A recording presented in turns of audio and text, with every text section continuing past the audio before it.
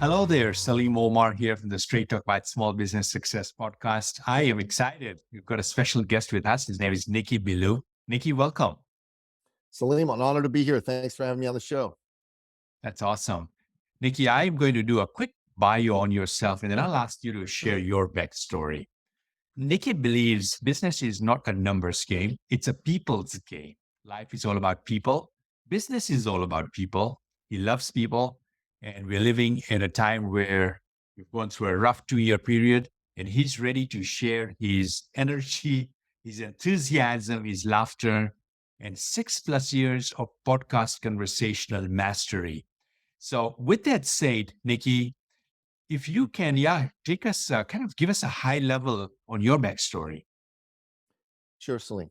Salim, I'm originally an immigrant from the Middle East. I'm actually a Christian from Iran. And when I was a young boy, the Iranian Revolution was happening.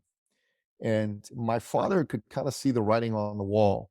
And he could see this was not going to be a great place for him to raise his family anymore. So he took us out of Iran and he brought us to Canada. Hmm. And You know, I thank God every day that he did. At the time, I was a kid and I didn't want to leave my friends or anything like that, and that wasn't fun. But I look back and I see that dad made the right decision. And, one of the things that people need to really be aware of is how lucky we are to be free. I mean, I don't know if you've been following the news in Iran, but a young woman named Mahsa Amini was beaten to death for the crime Hmm. of having her hair partially uncovered in public.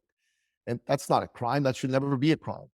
And we here in the West sometimes take for granted the freedom that we have, the ability that we have to worship as we see fit, to do business as we see fit, to speak as we see fit. And these things I think are super, super important. And to me, entrepreneurship comes from freedom. And my father, he was also an entrepreneur. And this man was an uplifter. If you were looking for a job, he'd help you get one. If Hmm. you were trying to get set up in business, he'd help set you up in business. If you worked for him and you wanted to buy a house, an apartment, or a car, and you didn't quite have enough money, dad would make sure that you got that house, an apartment, and that car. And you might be thinking to yourself, what? He buys people houses, cars, Okay. apartments? Who does that? Well, my dad did that. And Hmm. why did he do that? Well, first of all, he believed that he'd been blessed by God and it was his duty to share those blessings. To whom much is given, much is expected from, number one. And number two was he did it because he could. He had the financial wherewithal to be able to help people. And so I wanted to become an entrepreneur just like that. I wanted to be a caring person and make a difference for people just like that. And one of the things I realized very soon after becoming an entrepreneur is I had a lot of fellow entrepreneurs who were good men and women who wanted to make a difference for their fellow men and women. But they really were scared of coming across as pushy or salesy or reeking of commission breath. They wanted to be seen as good people. So the problem with this was that they would not go after helping people who needed their help. They would not get business they should have gotten. And so these people wouldn't get their help, which would be terrible. They wouldn't get the business, which would not be great either. And then some unscrupulous person would get the business because they didn't care. They were just good at persuading and they didn't care if they delivered. So the sum total of goodness in the world goes down. And I saw this, and it's just because people are afraid of being seen as salesy. So I thought, let's reframe that from salesy to service. No one wants to be sold, but everybody wants a caring person to serve them. And so this is what I help people learn. I help them learn how to be of service, how to care about your fellow man, but not how to care, because they know how to care, but how to show that you care. Because a lot of people are not able to do that as effectively or as much as they should. That really makes a difference for a lot of people because when people see that you care, they want to do business with you. And then the other thing is a lot of these people, Salim, they have a problem on really showing why they should be done. People should do business with them. You know what I'm saying? So their message stinks, for lack of a better way of putting it. Their message is weak. It's a male message. Hey, what do you do? Well, I help people get unstuck. I help people not, be overwhelmed anymore. I do real estate. Okay. Nobody cares. Why do people do business with you? They do business with you because they need help. They have a problem. They want to solve it. That's the only reason. People want to solve their problems. They're acute problems. That's why they do business with you. So you've got to be focused on other people. Don't be focused on you. Have your message be focused on them. Have your message be focused on what they're faced with, the pain they're faced with, how horrible that pain is, what the consequences are of continuing to be in pain. You teach people how to do that, they got a good message, they get business. And that essentially, Mm. my friend, is Nicky Billou's backstory, is we let you be yourself as a human being, show your heart, and because when you show people you care, they trust you and they want to do business with you, right? And secondly, really, really have a clear message that speaks again to people, to the pain they're feeling, to how to solve that pain. Because business is, as you said, not a numbers game. It's a people game. And you gotta put your focus where it belongs, on the people. Yeah. Yeah. Wow. You shared your backstory and you shared some solid gems here as well. And, you started defining a sales process or even a mindset to be focused in on the customer or the prospect, the person on the other side, and to really hear, listen to their problems and their aspirations as well. And really kind of keeping it about them, not about us. And then that really changes the whole sales conversation or the whole conversation there. Earlier on, you mentioned the free enterprise and freedom, and you talked about Iran. And I want to kind of come back to the concept of freedom. And we know that entrepreneurship can provide that freedom. And yet, there are people in corporate America that are in a comfort zone. They are not ready, willing, from a mindset and standpoint as well. They want to be in their comfort zone. Or you can have a business owner that's doing business in a certain way and they've kind of settled for it and they're in a comfort zone of sorts, right? As painful as that comfort zone may be with things that are not going as well as they feel they could, but they've settled in for that. Talk to us about how can someone get out of their comfort zone? What are the things they need to do to step out of it? Good question. One of the things that I think you need to do to get out of your comfort zone is, again, take the attention off of you. You need to put the attention on other people. And if you do that, then it won't really be a question of what's comfortable for you. It'll be a question of what you're here to do on this earth. And I work with entrepreneurs. People I work with are people that already have businesses that have a certain track record. And you know, these folks already understand that they want something more, something better for themselves. So what we help them do is we help them really understand what they're meant to do. What is the difference you were born to make? You got to think about that a little bit. Your why matters more than anything. Yeah. Simon Sinek said, people don't do, business with you because of what you do. They do business with you because of why you do what you do. Hmm. And I think that's super, super important. Yeah. That can be the driving force, right? Once we connect with our purpose, our why, Yeah. that becomes like a lot of force, good energy, good momentum that comes from that because producing the product or the service, the widget becomes monotonous, becomes tiring at some point. And if we forget the why, if the why gets lost in this entrepreneurial journey, and it does many times, then we lose that the force, that momentum, and we settle in for coming to work every day and then leaving work every day, and it's a, a tiring week. Yeah, 100%. 100%. And another thing that people really have a hard time with is owning their value. They undercharge. It's just unbelievable to me how many people undercharge. And it's a real problem because if you're undercharging, obviously, you're You're working way too hard for way too little money.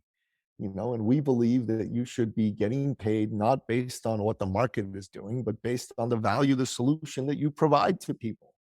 Right? I'll say that again. You should be getting paid not based on what the market is doing, but based on the value of the solution you provide to people. There's only two reasons you won't charge what you're worth and you won't own your value. One is you don't believe in your value, and that's maybe your value isn't there. And if that's the case, you got to become more valuable. You got to fix that. But maybe you do believe in your value. You just don't think the market will pay it. And the only reason you feel that way is because that you are communicating your message based on the market and not the value of the solution that you offer. So I'll give you an example of a client of mine. I had a client who had an acupuncture practice. It was called, I think, Eastern Scholars Healing Arts. It was in Manhattan. And he did well. He made $150,000 a year in profit. But if you live in Manhattan, that's not all that well. You know what I mean? Correct. He wanted to make over $1 million. That was his vision. So we took a look at what he did, and he did really incredible work, and he had A-list clients. Robert De Niro was a client, as an example. No way. Other, Oh, wow. yeah. Just Yeah, watching he a was. movie of his the other day. Yeah. Some old movies of his. Oh, phenomenal. So, Buddy didn't charge enough. And I just looked at him and I said, dude, you got to 20-fold your prices. These are ridiculous. These A-listers are not going to take you seriously at this price point. 20-fold my price? No, I can't do that. I can't do that. No. He hyperventilated. It's cool. It's okay. Finally, I was able to persuade him to just 7-fold his prices. Well, 7-folding his prices 20-folded the amount of business he brought in. So he went in 4 months from $150,000 to $1.2 million in profit. It was awesome and wonderful and beautiful. But it was because he started charging based on the value of the solution that he delivered. When you charge what your solution is worth, a few things happen. First of all, your client gets better results, right? You're robbing your client of the value of the solution when you undercharge. You're robbing them of it. So I'll tell you a story myself, right? Like I had two clients. One of them was one of my best friends, and the other one was someone I did not have that kind of relationship with. My best friend, I didn't charge him to work with me, and he had a business. And the other fellow, I charged him $250,000 to work with me. So the first fellow quit in 2 months and didn't get any result. The second fellow made an extra $2.5 million in profit. Who did I really do a favor for? Right. I did a favor for the fellow that I charged because he took it seriously and he showed up with bells on.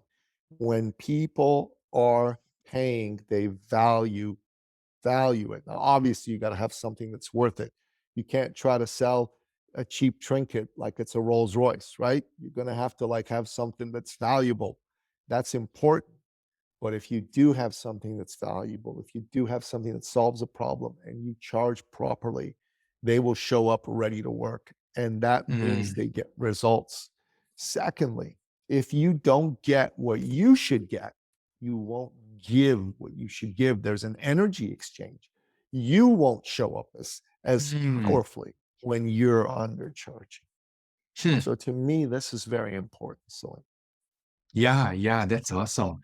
If you were to pin one thing that leads to a business owner not charging the right fees, the right price for their wares, what is that one thing? well, I think I already mentioned it, right? There's only really two reasons. One is they don't believe it's worth it. They don't believe they're any good. And the second is they're scared because they think that no one will pay the price. They just are afraid, oh my God, nobody else charges that much. How can I charge that much? No, that's BS. You charge because you are solving a problem and you charge commensurate with that. That's the only way to charge. So they don't recognize the value that they're bringing to their client, to their patient, to their customer. What's the one thing that a business owner can do to come back to that value of what the value is? How can they quickly find out how valuable they are? Well, you got to look, as I said, on the problem. What is the cost to the client of that problem continuing? So, as an example, if you are a business owner, Salim, let's say you're making $200,000 a year in profit. And, that's decent money, right? But let's say you're not happy with this and you want to make a million. Well, the first thing I would try to understand is why you want to make a million. And you might go, well, at a million, I'll be able to buy my dream home. At 200,000, I can't buy my dream home. And, at a million, my wife will be a lot happier because she's in our dream home and we'll be able to take vacations on private jets right now, and I'll be able to put my children in the best private schools. So right now, you're not doing all that. You'll go, no, I'm not. Well, what's it like for you? Well, I'm angry at myself a little bit because I'm not providing that kind of life for my family. And there's some tension at home. Sometimes my wife and I argue because there's things I'm not able to do for her, and I get stressed out because I want to make more money and I don't fall asleep, or my hair falls out in clumps because of the stress. Oh, 6 more months of this, what's that gonna be like on all those? Oh, it's gonna be a million times worse. A million times worse. Okay, well, let's get you to a million, right? Let's get you out of like being stuck at 200. Let's get you to a million. And you're gonna go, okay, Nicky, let's do it. All right, great. I got a program. You know what, Salim? It's a bargain. To get you to a million, we're only gonna charge you $50,000. Hmm. $50,000 to get you to a million. Man, that's it. The investment of 50,000 to make a million is an investment any smart business owner would make every day and twice on Sundays. Hmm. Yeah, and it's interesting how you've kind of circled back. And what I mean by that is you were talking about having, a client and providing them with, charging them the right fees and providing the right value. And you came back to the problems that you're helping this client solve, right? And earlier on, we talked about marketing and charlatan marketing. You talked about kind of marketing from a standpoint of, making it about them, making it about the prospect, making it about them. And that's where the real value is right from the get go, from the prospect and, to the way, all the way to becoming a client. It's about them, not about us. Always, always can't be. I mean, you're really, just a conduit to help God work his magic plan to help solve problems for people. You're just an instrument of his will. And that's how you need to see yourself. You're not the star of the show. They're the star Yeah. of the show. Mhm. Got it. Awesome. This is so good. So many gems you've shared, and I'm looking at the clock, and we've got a few minutes, and I want to make sure that we cover another one or two questions. We slide that in.